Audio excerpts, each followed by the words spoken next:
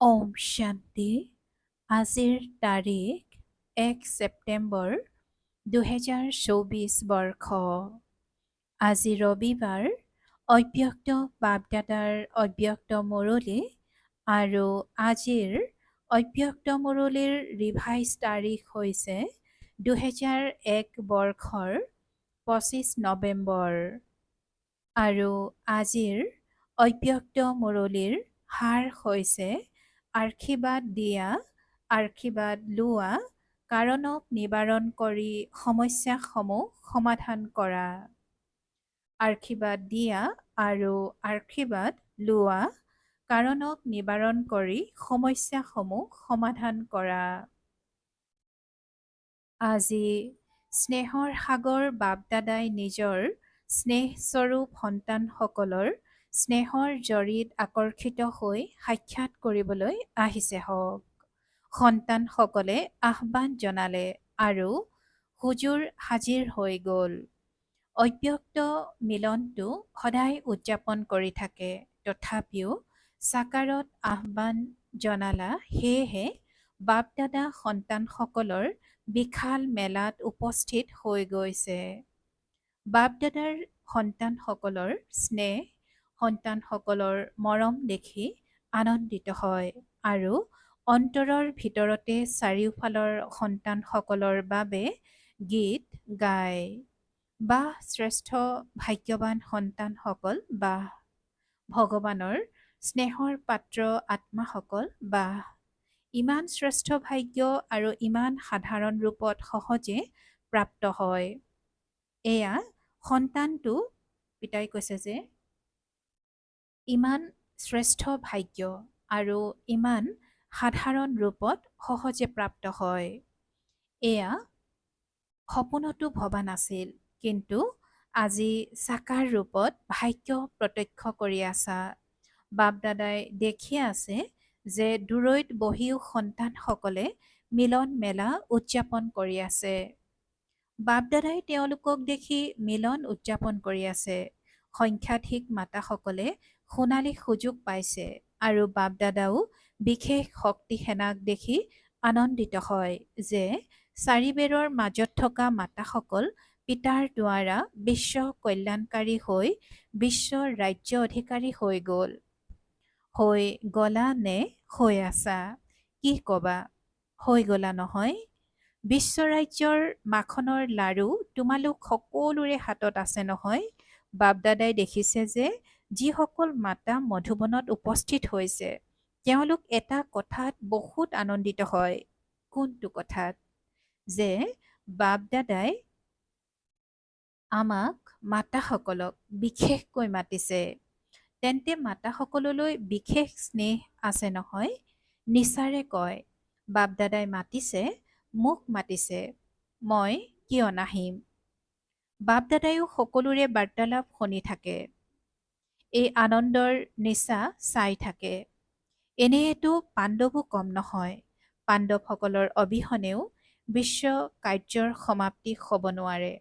কিন্তু আজি বিশেষকৈ মাতাসকলক পাণ্ডৱসকলেও আগত ৰাখিছে। বাপদাদাই সকলো সন্তানকে বহুত সহজ পুৰুষাৰ্থৰ বিধি শুনাই আছে। মাতাসকলক সহজ বিধি লাগে নহয়?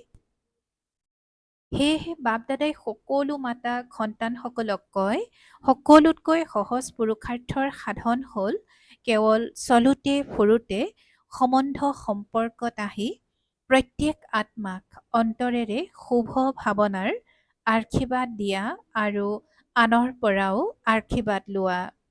লাগিলে তোমালোকক কোনোবাই যিয়ে নিদিয়ক, অভিশাপো দিয়ক, কিন্তু তোমালোকে সেই অভিশাপকো নিজৰ শুভ ভাৱনাৰ শক্তিৰে আশীৰ্বাদলৈ পৰিৱৰ্তন কৰি দিয়া। তোমালোকৰ দ্বাৰা প্ৰত্যেক আত্মাই আশীৰ্বাদৰ অনুভৱ কৰক। সেই সময়ত অনুভৱ কৰা, যিয়ে অভিশাপ দি আছে তেওঁ এই সময়ত কিবা নহয় কিবা বিকাৰৰ বশীভূত হৈ আছে। বশীভূত আত্মাৰ প্ৰতি বা পৰৰ বশ আত্মাৰ প্ৰতি কেতিয়াও অভিশাপ নল'বা।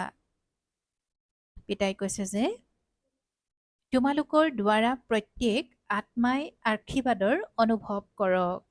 সেই সময়ত অনুভৱ কৰা যিয়ে অভিশাপ দি আছে, তেওঁ এই সময়ত কিবা নহয় কিবা বিকাৰৰ বশীভূত হৈ আছে। বশীভূত আত্মাৰ প্ৰতি বা পৰৰ বশ আত্মাৰ প্ৰতি কেতিয়াও অভিশাপ নোলাব। তেওঁৰ প্ৰতি সদায় সহযোগ দিয়াৰ আশীৰ্বাদ ওলাব।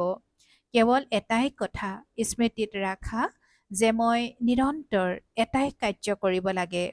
সংকল্পৰে, বাণীৰে, কৰ্মৰে, সম্বন্ধ সম্পৰ্কৰে আশীৰ্বাদ দিব আৰু আশীৰ্বাদ ল'ব লাগে।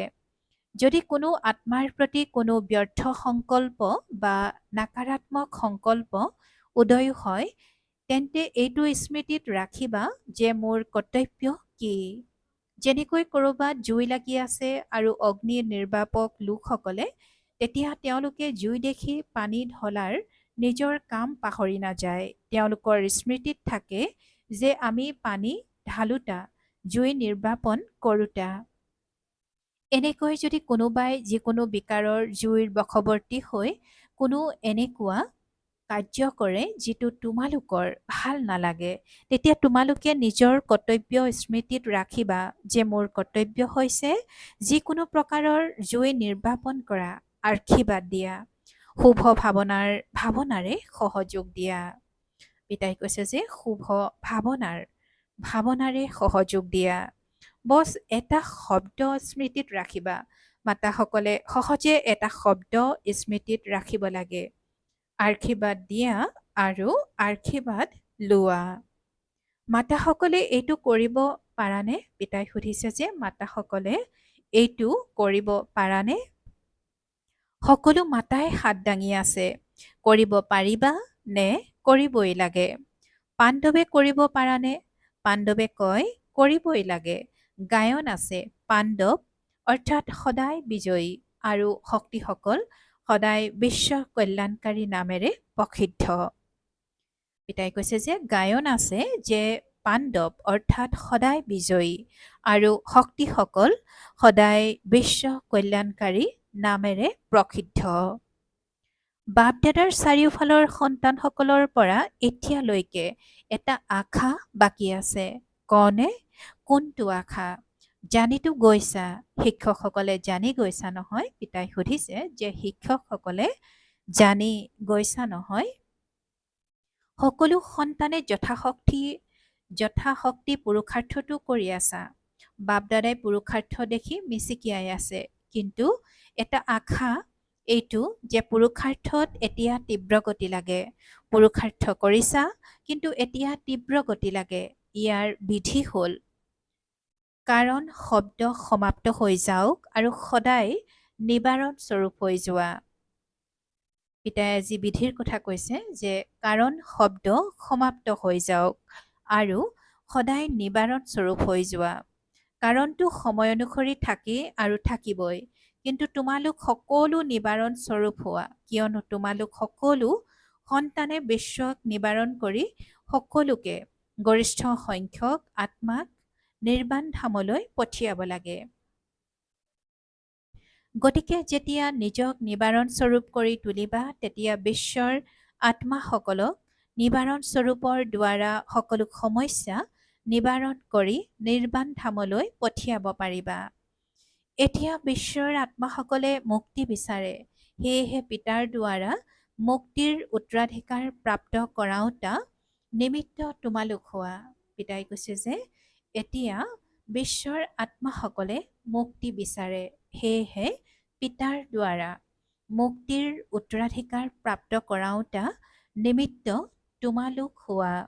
গতিকে নিমিত্ত আত্মাসকলে প্ৰথমে নিজক ভিন্ন ভিন্ন সমস্যাসমূহৰ কাৰণক নিবাৰণ কৰি মুক্ত কৰিবা, তেতিয়া বিশ্বক মুক্তিৰ উত্তৰাধিকাৰ প্ৰাপ্ত কৰাব পাৰিবা। তেন্তে মুক্ত হোৱানে? কোনো প্ৰকাৰৰ সমস্যাৰ কাৰণ যাতে সন্মুখত নাহে। এইটো কাৰণ, এইটো কাৰণ আৰু এইটো কাৰণ। যেতিয়া কোনো কাৰণ সন্মুখত আহে, তেতিয়া ছেকেণ্ডত কাৰণৰ নিবাৰণৰ বিষয়ে ভাবা। এইটো ভাবা যে যিহেতু বিশ্বৰ নিবাৰণ কৰোঁতা হওঁ, তেন্তে নিজৰ সৰু সুৰা সমস্যাসমূহ জানো নিজে নিবাৰণ কৰিব নোৱাৰোঁ? কৰিব নোৱাৰা জানো? পিতাই কৈছে যে কৰিব নোৱাৰা জানো? এতিয়াতো আত্মাসকলৰ শাৰী তোমালোকৰ আগত আহিব। এতিয়াতো আত্মাসকলৰ শাৰী তোমালোকৰ আগত আহিব যে হে মুক্তিদাতা মুক্তি দিয়ক, কিয়নো মুক্তিদাতাৰ পোনপটীয়া সন্তান হোৱা, অধিকাৰী সন্তান হোৱা। মাষ্টাৰ মুক্তিদাতাটো হোৱা নহয়। শাৰীৰ আগত তোমালোক মাষ্টাৰ মুক্তিদাতাসকলৰ ফালৰ পৰা এখন বাধাৰ দুৱাৰ বন্ধ আছে। শাৰী তৈয়াৰ আছে, কিন্তু কোনখন দুৱাৰ বন্ধ আছে? পুৰুষাৰ্থত দুৰ্বল পুৰুষাৰ্থৰ। পিতাই কৈছে যে পুৰুষাৰ্থত দুৰ্বল পুৰুষাৰ্থৰ এটা শব্দৰ দুৱাৰ আছে, সেয়া হৈছে কিয়? প্ৰশ্নসূচক চিহ্ন। পিতাই কৈছে যে পুৰুষাৰ্থত দুৰ্বল পুৰুষাৰ্থৰ এটা শব্দৰ দুৱাৰ আছে, সেয়া হৈছে কিয়? প্ৰশ্নসূচক চিহ্ন কিয়?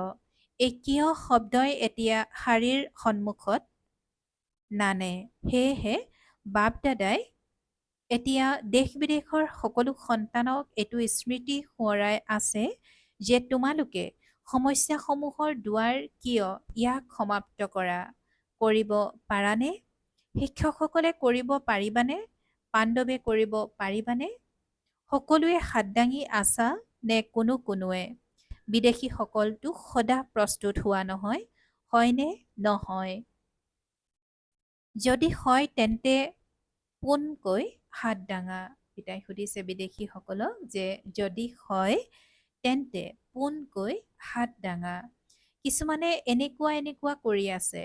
এতিয়া কোনো সেৱা কেন্দ্ৰত সমস্যাৰ নাম চিহ্ন যাতে নাথাকে। এনেকুৱা হ'ব পাৰেনে? প্ৰত্যেকেই বুজিবা মই কৰিব লাগে। শিক্ষকসকলে বুজিবা যে মই কৰিব লাগে। বিদ্যাৰ্থীসকলে বুজিবা মই কৰিব লাগে। পবিত্ৰীত থকা সকলেও বুজিবা মই কৰিব লাগে। আৰু মধুবন নিবাসীয়ে বুজক আমি কৰিব লাগে। কৰিব পাৰিবা নহয়? সমস্যা শব্দটিয়ে সমাপ্ত হৈ যাওক, কাৰণ সমাপ্ত হৈ নিবাৰণ হৈ যাওক। এয়া হ'ব পাৰেনে? কি হ'ব নোৱাৰে? প্ৰথমে স্থাপনাৰ সময়ত অহা সকলো সন্তানে যি প্ৰতিশ্ৰুতি দিছিল সেয়া কৰি দেখুৱালে, অসম্ভৱক সম্ভৱ কৰি দেখুৱালে নহয়। তেন্তে এতিয়া কিমান বছৰ হৈ গ'ল? স্থাপনাৰ কিমান বছৰ হৈ গ'ল? 65ৰ পৰা বৰ্তমান 88 বছৰ। তেন্তে ইমান বছৰত অসম্ভৱৰ পৰা সম্ভৱ হ'ব নোৱাৰে জানো?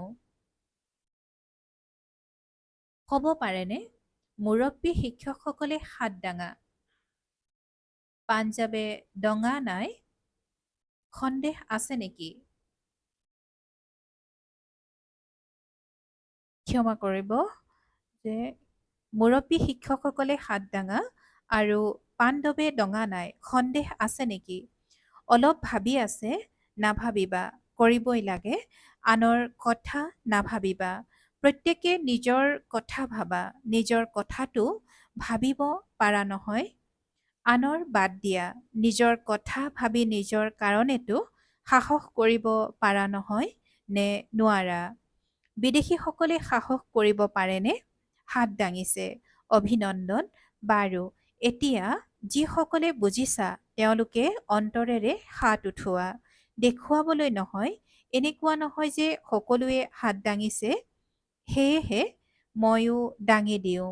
যদি অন্তৰেৰে দৃঢ় সংকল্প কৰা যে কাৰণক সমাপ্ত কৰি নিবাৰণ স্বৰূপ হমেই, যিয়েই নহওক, সহন কৰিবলগীয়া হওক, মায়াৰ সন্মুখীন হ'বলগীয়া হওক, ইজনে সিজনৰ সম্বন্ধ সম্পৰ্কত সহনো কৰিবলগীয়া হওক, মই সমস্যা হ'ব নালাগে। হ'ব পাৰেনে? যদি দৃঢ় নিশ্চয়তা আছে তেন্তে তেওঁলোকে পিছৰ পৰা আগলৈকে হাত উঠোৱা। বাপ দাদাই সকলোৰে হাত উঠোৱালে আৰু গোটেই দৃশ্য টিভিত দেখুৱালে। ভাল হৈছে নহয়? ব্যায়াম হৈ গ'ল। হাত সেইকাৰণেই উঠোৱা হয় যেনেকৈ এতিয়া ইজনে সিজনক দেখি হাত উঠাবলৈ উৎসাহিত হোৱা নহয়, এনেকৈয়ে যেতিয়া কোনো সমস্যা আহে তেতিয়া সন্মুখত বাপ দাদাক চাবা, অন্তৰেৰে কবা বাবা, আৰু বাবা হাজিৰ হৈ যাব আৰু সমস্যা সমাপ্ত হৈ যাব। পিতাই কৈছে যে এনেকৈ যেতিয়া কোনো সমস্যা আহে তেতিয়া সন্মুখত বাপ দাদাক চাবা, অন্তৰেৰে কবা বাবা, আৰু বাবা হাজিৰ হৈ যাব, সমস্যা সমাপ্ত হৈ যাব, সমস্যা সন্মুখৰ পৰা আঁতৰি যাব আৰু বাপ দাদা সন্মুখত হাজিৰ হৈ যাব। মাষ্টাৰ সৰ্বশক্তিমান, নিজৰ এইটো শিৰোনাম সকলো সময়ত স্মৃতিত ৰাখিবা, নহ'লে বাপ দাদাই এতিয়া স্নেহ সহিত স্মৰণ কৰোঁতে মাষ্টাৰ সৰ্বশক্তিমান বুলি নকৈ শক্তিমান বুলি ক'ব নেকি? শক্তিমান সন্তানসকলক স্নেহ সহিত স্মৰণ ভাল লাগিবনে? মাষ্টাৰ সৰ্বশক্তিমান, মাষ্টাৰ সৰ্বশক্তিমানে কি কৰিব নোৱাৰে?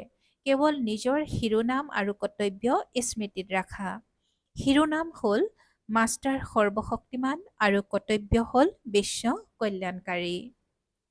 পিতাই আজি কৈছে যে শিৰোনাম হ'ল মাষ্টাৰ সৰ্বশক্তিমান আৰু কৰ্তব্য হ'ল বিশ্ব কল্যাণকাৰী। গতিকে সদায় নিজৰ শিৰোনাম আৰু কৰ্তব্য স্মৃতিত ৰাখিলে শক্তিসমূহ জাগ্ৰত হৈ যাব। মাষ্টাৰ হোৱা শক্তিসমূহৰো মাষ্টাৰ হোৱা। আদেশ কৰা, প্ৰতিটো শক্তিক সময়ত আদেশ কৰা, এনেকৈ শক্তিসমূহ ধাৰণ কৰাও আছেও, কিন্তু কেৱল দুৰ্বলতা এইখিনিতেই আহি যায় যে সময়ত ব্যৱহাৰ কৰিব নাজানা। সময় পাৰ হৈ যোৱাৰ পাছত স্মৃতিত আহে। এনেকুৱা কৰা হ'লে বহুত ভাল হ'লহেঁতেন। এতিয়া অভ্যাস কৰা, যিবোৰ শক্তি সমাহিত হৈ আছে সেয়া সময়ত ব্যৱহাৰ কৰা। যেনেকৈ এই কৰ্মেন্দ্ৰিয়সমূহক আদেশ অনুসৰি চলোৱা নহয়, হাত ভৰি চলোৱা নহয়, তেনেকৈ প্ৰতিটো শক্তিক আদেশ অনুসৰি চলোৱা। কাৰ্যত প্ৰয়োগ কৰা, সমাহিত কৰি ৰাখা, কাৰ্যত কমকৈ প্ৰয়োগ কৰা। সময়ত কাৰ্যত প্ৰয়োগ কৰিলে শক্তিয়ে নিজৰ কাম নিশ্চয় কৰিব। পিতাই আজি কৈছে যে সময়ত কাৰ্যত প্ৰয়োগ কৰিলে শক্তিয়ে নিজৰ কাম নিশ্চয় কৰিব। আৰু আনন্দিত হৈ থাকা। কেতিয়াবা কেতিয়াবা কিছুমান সন্তানৰ চেহেৰা বৰ চিন্তান্বিত, অলপ বেছি গম্ভীৰ দেখিবলৈ পোৱা যায়। পিতাই আজি কৈছে যে কেতিয়াবা কেতিয়াবা কিছুমান সন্তানৰ চেহেৰা বৰ চিন্তান্বিত, অলপ বেছি গম্ভীৰ দেখিবলৈ পোৱা যায়। আনন্দিত হৈ থাকা, নাচা গোৱা, তোমালোকৰ ব্ৰাহ্মণ জীৱন হয়ে আনন্দত নাচিবলৈ আৰু নিজৰ ভাগ্য আৰু ভগৱানৰ গীত গাবলৈ। গতিকে নাচ গান কৰোঁতা যিসকল হয় তেওঁলোকে এনেকুৱা গম্ভীৰ হৈ নাচিলে তেতিয়া ক'ব যে নাচিব নাজানে। গম্ভীৰতা ভাল, কিন্তু অতিমাত্ৰা গম্ভীৰতা অলপ চিন্তান্বিত যেন লাগে। পিতাই কৈছে যে গম্ভীৰতা ভাল, কিন্তু অতিমাত্ৰা গম্ভীৰতা অলপ চিন্তান্বিত যেন লাগে। বাপ দাদাইতো এতিয়া শুনিলে যে দিল্লীত উদ্ঘাটন হৈ আছে 9 ডিচেম্বৰৰ পৰা 2001 দিল্লী গুৰগাঁৱত ওম শান্তি ৰিট্ৰিট চেণ্টাৰৰ উদ্ঘাটন হ'ব। কিন্তু বাপ দাদাই এতিয়া কোনটো উদ্ঘাটন চাব বিচাৰে? সেই তাৰিখটো নিৰ্ধাৰণ কৰা। এই সৰু সুৰা উদ্ঘাটনটো হৈয়ে যাব, কিন্তু বাপ দাদাই উদ্ঘাটন বিচাৰে সকলো বিশ্বৰ মঞ্চত পিতাৰ সমান সাক্ষাৎ ফৰিষ্টা সন্মুখত আহি যাওক আৰু আঁৰ কাপোৰ আঁতৰি যাওক। এনেকুৱা উদ্ঘাটন তোমালোকৰো ভাল লাগে নহয়? বাৰ্তালাপতো সকলোৱে কৈ থাকে, পিতায়ো শুনি থাকে, বছ এতিয়া এইটোৱে ইচ্ছা, পিতাক প্ৰত্যক্ষ কৰক, আৰু পিতাৰো ইচ্ছা হৈছে প্ৰথমে সন্তান প্ৰত্যক্ষ হওক। পিতা সন্তানসকলৰ সৈতে প্ৰত্যক্ষ হ'ব, অকলে নহয়। গতিকে বাপ দাদাই সেইটো উদ্ঘাটন চাব বিচাৰে।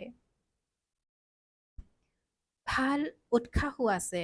পিতাই কৈছে যে পিতা সন্তানসকলৰ সৈতে প্ৰত্যক্ষ হ'ব, অকলে নহয়। গতিকে বাপ দাদাই সেইটো উদ্ঘাটন চাব বিচাৰে। ভাল উৎসাহো আছে। যেতিয়া বাৰ্তালাপ কৰে তেতিয়া বাৰ্তালাপৰ সময়ত সকলোৰে বহুত ভাল উৎসাহ থাকে। কিন্তু যেতিয়া কৰ্মযোগী হয় তেতিয়া অলপ পাৰ্থক্য হৈ যায়। পিতাই কৈছে যে যেতিয়া কৰ্মযোগী হৈ যায় সন্তানসকল তেতিয়া অলপ পাৰ্থক্য হৈ যায়। তেন্তে মাতাসকলে কি কৰিবা? মাতাসকলৰ ডাঙৰ দল আছে আৰু মাতাসকলক দেখি বাপ দাদা বহুত আনন্দিত হয়। কোনেও মাতাসকলক ইমান আগত অনা নাই, কিন্তু বাপ দাদাই মাতাসকল আগবাঢ়ি যোৱা দেখি আনন্দিত হয়। মাতাসকলৰ বিশেষ এইটো সংকল্প আছে যে যিটো কোনেও কৰি দেখুওৱা নাই, সেয়া আমি মাতাসকলে পিতাৰ সৈতে কৰি দেখুৱাম। কৰি দেখুৱাবানে? এতিয়া এখন হাতেৰে চাপৰি বজোৱা। মাতাসকলে সকলো কৰিব পাৰে। মাতাসকলৰ ভাল উৎসাহ আছে। একো নুবুজিলেও এইটোতো বুজি পালা নহয় যে মই বাবাৰ আৰু বাবা মোৰ। পিতাই কৈছে যে তোমালোকে একো নুবুজিলেও এইটোতো বুজি পালা নহয় যে মই বাবাৰ আৰু বাবা মোৰ। এইটোতো বুজি পালা নহয় মোৰ বাবা বুলিতো সকলোৱে কোৱা নহয়। বছ অন্তৰেৰে এইটো গীত গাই থাকা, মোৰ বাবা, মোৰ বাবা, মোৰ বাবা। বাৰু, এতিয়া বাপদাদাই 1 ছেকেণ্ড দিছে, সকলো সতৰ্ক হৈ বহা। বাপদাদাৰ প্ৰতি সকলোৰে 100% স্নেহ আছে নহয়? স্নেহটো শতাংশত নাই নহয়? 100% আছেনে? পিতাই পুনৰ সুধিছে যে 100% আছেনে? তেন্তে 100% স্নেহৰ প্ৰতিদান দিবলৈ সাজু আছানে? 100% স্নেহ আছে নহয়? যাৰ অলপ কম আছে তেওঁলোকে হাত দাঙা, পাছলৈ বাচি যাবা। যদি কম আছে তেন্তে হাত দাঙা। 100% স্নেহ যদি নাই তেন্তে তেওঁলোকে হাত দাঙা। স্নেহৰ কথা কৈ আছো, এজন দুজনে হাত দাঙিলে বাৰু স্নেহ নাই, কোনো কথা নাই, হৈ যাব। যাবনো কলৈ, স্নেহটো কৰিবই লাগিব। বাৰু, এতিয়া সকলো সতৰ্ক হৈ বহিছা নহয়? এতিয়া সকলোৱে স্নেহৰ প্ৰতিদানত 1 ছেকেণ্ড পিতাৰ সন্মুখত অন্তৰ্মুখী হৈ নিজে নিজৰ অন্তৰেৰে সংকল্প কৰিব পাৰানে? যে এতিয়া মই নিজৰ প্ৰতি বা আনৰ প্ৰতি সমস্যা নহওঁ, এইটো দৃঢ় সংকল্প স্নেহৰ প্ৰতিদানত কৰিব পাৰানে? যিসকলে ভাবা যিয়েই নহওক, যদি কিবা হৈ যায়ও তেন্তে ছেকেণ্ডত নিজক পৰিৱৰ্তন কৰি দিম। অন্তৰত সেইটো সংকল্প দৃঢ় কৰা। যিসকলে দৃঢ় সংকল্প কৰিব পাৰা। পিতাই কৈছে যে যিসকলে ভাবা যিয়েই নহওক, যদি কিবা হৈও যায় তেন্তে ছেকেণ্ডত নিজক পৰিৱৰ্তন কৰি দিম। অন্তৰত সেইটো সংকল্প দৃঢ় কৰা। যিসকলে দৃঢ় সংকল্প কৰিব পাৰা, বাপ দাদাই সহায় কৰিব। কিন্তু সহায় লোৱাৰ বিধি হ'ল দৃঢ় সংকল্পৰ স্মৃতি। বাপ দাদাৰ আগত সংকল্প কৰিলা, এইটো স্মৃতিৰ বিধিৰে তোমালোকক সহযোগ দিব। তেন্তে কৰিব পাৰিবানে? কান্ধ লৰোৱা, চোৱা সংকল্পৰে কি হ'ব নোৱাৰে। ভয় নকৰিবা। বাপ দাদাৰ অতিৰিক্ত সহায় নিশ্চয় পাবা।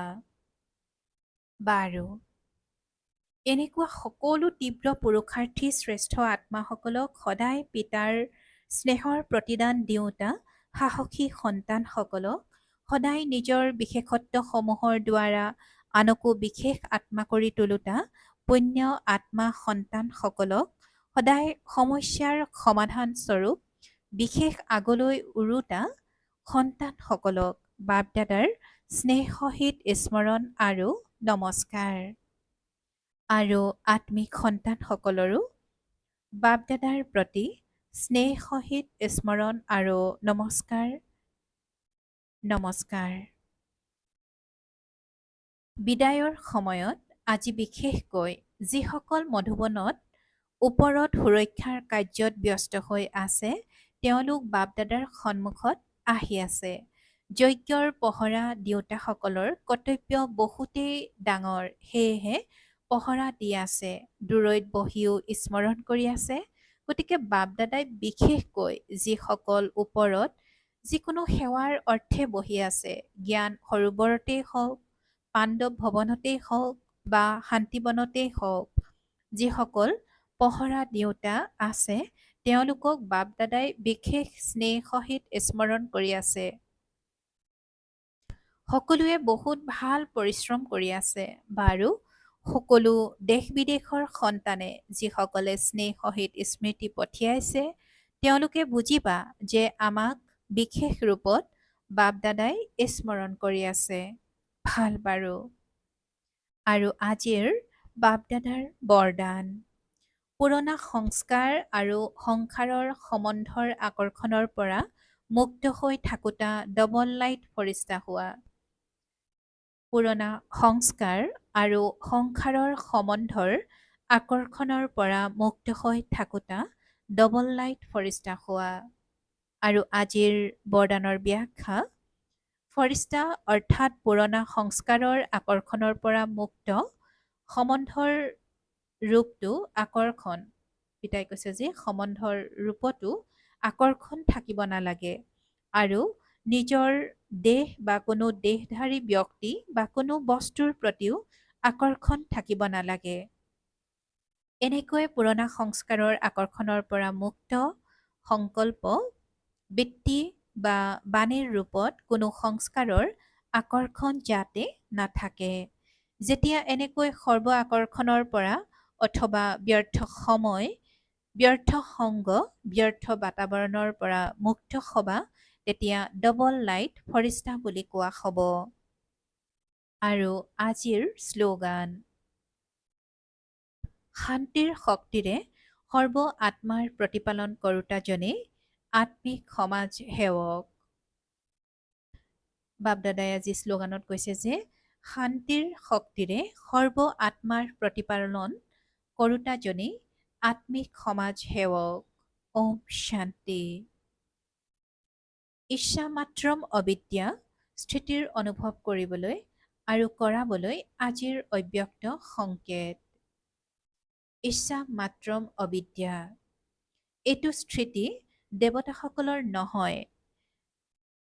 ইচ্ছা মাত্ৰম অবিদ্যা, এইটো স্থিতি দেৱতাসকলৰ নহয়, তোমালোক ব্ৰাহ্মণসকলৰহে। কিয়নো দেৱতা জীৱনততো ইচ্ছা অনিচ্ছাৰ প্ৰশ্নই নাই। ইয়াত ইয়াৰ জ্ঞান আছে, সেয়েহে ইচ্ছা মাত্ৰম অবিদ্যাৰ স্থিতিত থকা। ইয়াকে ব্ৰাহ্মণ জীৱন বুলি কোৱা হয়।